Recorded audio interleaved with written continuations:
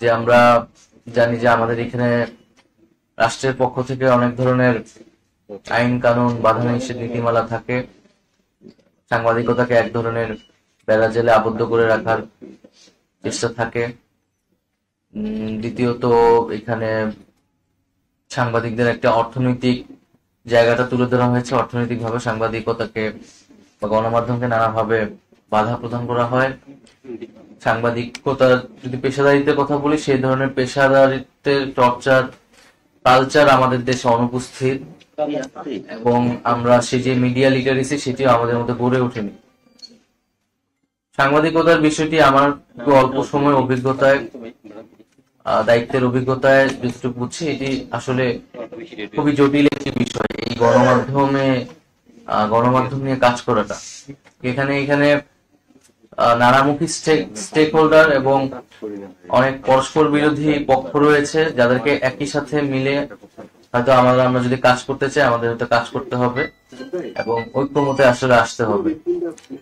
তো যখন এখানে ওয়েস্ট বোর্ডের কথা আসে, সম্পাদক মালিকরা তারা কিন্তু ওয়েস্ট বোর্ড নিয়ে এক ধরনের বিরোধিতা করে। আবার সাংবাদিকরা হচ্ছে আপনাদের আলোচনা ওয়েস্ট বোর্ডের কথাগুলো আসতেছে, বা এখানে বিভিন্ন সময় শোনা যায় আসলে হাউসগুলোতে বা ঠিকমতো বেতন আসলে পরিশোধ করা হচ্ছে না। তো সেই জায়গা থেকে যারা মাঠ পর্যায়ে সাংবাদিকরা আছে, এই ধরনের ঘটনা আসলে খুবই কমন আমি মনে করি, যতটুকু আমি বুঝতে পারছি বা শুনতে পারছি। সেক্ষেত্রে এই বেতনের বিষয়টা আসলে সুরাহা হওয়া উচিত, কারণ সাংবাদিকতা আসলে যদি পেশা হয় তাহলে সেখানে এই পেশাদারি রক্ষা করতে হলে অবশ্যই তাকে সেই মর্যাদাটা আসলে দিতে হবে। এখানে মানে দাসসুলভ আচরণ করার আসলে কোনো সুযোগ নেই। আর দ্বিতীয়ত হচ্ছে আমাদের এখানে সাংবাদিক সংগঠনগুলো রয়েছে, সেই সংগঠনগুলোও সাংবাদিকদের প্রকৃত স্বার্থ রক্ষার জন্য আসলে কাজ করা উচিত। এখানে রাষ্ট্রীয় যে প্রতিষ্ঠানগুলো রয়েছে সরকারি গণমাধ্যম সংশ্লিষ্ট, সেই প্রতিষ্ঠানগুলো নিয়েও কিছু কথা বলা হয়েছে, যে সমস্যাগুলো বলা হয়েছে এবং তার কিছু প্রস্তাবনাও এখানে দেওয়ার চেষ্টা করা হয়েছে।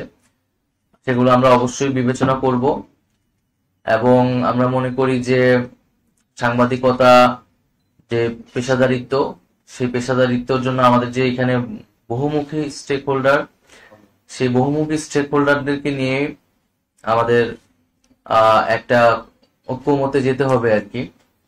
এবং আমরা দেখেছি যে আমাদের এই আন্দোলন বা এই অভ্যুত্থানে আসলে সাংবাদিকতার কি ভূমিকা ছিল বা তারা কিভাবে কাজ করেছে, এবং সেটাও আসলে এই গণমাধ্যমের স্টেক হোল্ডারদের জন্য এক একজনের জন্য নিশ্চয়ই এক এক রকম অভিজ্ঞতা। যারা মাঠ পর্যায়ে কাজ করেছেন, যারা সম্পাদক হিসেবে বা হাউসে কাজ করেছেন, মালিকদের এক ধরনের ভূমিকা ছিল। সেটা এই আন্দোলনটা আমাদের জন্য একটা বড় কেস স্টাডি আসলে। তো আমি মনে করি যে এই আন্দোলনে সাংবাদিকদের বা গণমাধ্যমের ভূমিকা কি ছিল, এটা নিয়েও আমাদের আসলে খুবই নিবিড় ভাবে এটা পর্যালোচনা করা উচিত। আলোচনা সমালোচনা নির্মোহভাবে নিরপেক্ষভাবে করা উচিত। সেই জায়গায় হয়তো অনেক বেশি উঠে আসবে। আমরা যখন আন্দোলন করেছি বা এর আগে বিভিন্ন সময় আমরা একটা কথা শুনতাম যে মাঠ পর্যায় থেকে দেখা যেতেছে অনেক সাংবাদিকরা আমাদের নিউজ কভার করতো বা রিপোর্টটা নিত, কিন্তু ওই নিউজটা আসলে প্রকাশ হইতো না। এবং একটা কথা শুনতাম, এটা হাউস পলিসি আছে, যে হাউস এটা ঠিক করে দেয়, আবার হাউসের উপরে আবার হাউস আছে। তো এটা আসলে দায়িত্ব নেওয়ার সময় তো আসলে কেউ দায়িত্ব নেয় না। আমরা এখানে সংবাদ মাধ্যমের কথা বলা হচ্ছে, আমরা যদি ধরেন একটু ইলেকট্রনিক মিডিয়ার কথাও বলি, আমাদের আন্দোলনের সময় ইলেকট্রনিক মিডিয়ার যে শাটডাউনের যে সময়টা ছিল, আমরা কিন্তু ওই ভূমিকাটা দেখেছি যে ইলেকট্রনিক মিডিয়ায় আসলে আন্দোলনের পক্ষে কোনো তথ্যই প্রচার করা হয়নি, আর কি তথ্য প্রচার করা হয়েছে ওইটা দেশের মানুষ দেখেছে। এখন এই এই যে এই ঘটনার আসলে জবাবদিহিটা করবে কে, দায়িত্বটা নিবে কে? যদি বা দায়িত্বশীল কাউ জিজ্ঞেস করা হলে বলা হবে ডিজিএফআই চাপ দেওয়া হয়েছিল, সরকার থেকে চাপ দেওয়া হয়েছিল। তো কাউকে না কাউকে আসলে দায়িত্বটা নিতে হবে, এবং সরকারের জায়গা থেকে আমরা তো সেই নীতিগত সংস্কারের কথা বলতেছি, কিন্তু একই সাথে সাংবাদিকদের ভিতর থেকেও সেই রেজিস্ট্যান্সটা আসলে প্রয়োজন। আমরা তো 90-এর গণঅভ্যুত্থানে সেই রেজিস্ট্যান্স দেখেছিলাম সাংবাদিকদের মধ্যে থেকে, কিন্তু এই অভ্যুত্থানে কিন্তু সেই রেজিস্ট্যান্সটা প্রাতিষ্ঠানিকভাবে আসেনি সাংবাদিকদের পক্ষ থেকে। আমার ক্ষুদ্র জ্ঞানে আমি যতটুকু বুঝেছি ততটুকু বললাম, ভুল হলে আপনারা বিবেচনা করবেন।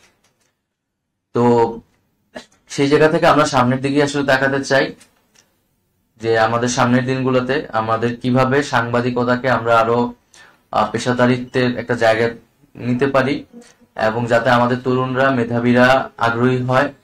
আমাদের তরুণদের মধ্যে কিন্তু সাংবাদিকতায় আসার প্রবণতা দিন থেকে দিন কমতেছে, আগ্রহ কমতেছে, এবং এই পেশার প্রতি আসলে একটা হতাশা কাজ করতেছে। কারণ এই পেশাটাকে যেই মর্যাদার সহিত একসময় দেখা হইতো, ভাবা হইতো সমাজে, এবং যেই ভাবা হইতো যে আহ, একটা রাজনৈতিক দায়িত্ব হিসেবেও ভাবা হইতো, মানুষ নিজেকে বুঝতে পারতো, কিন্তু সেই জায়গাটা এখন কিন্তু কমে এসেছে আর কি।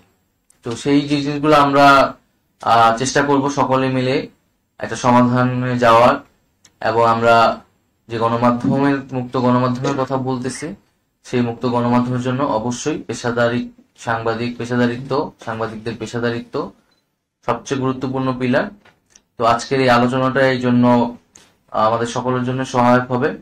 সবাইকে ধন্যবাদ জানাচ্ছি।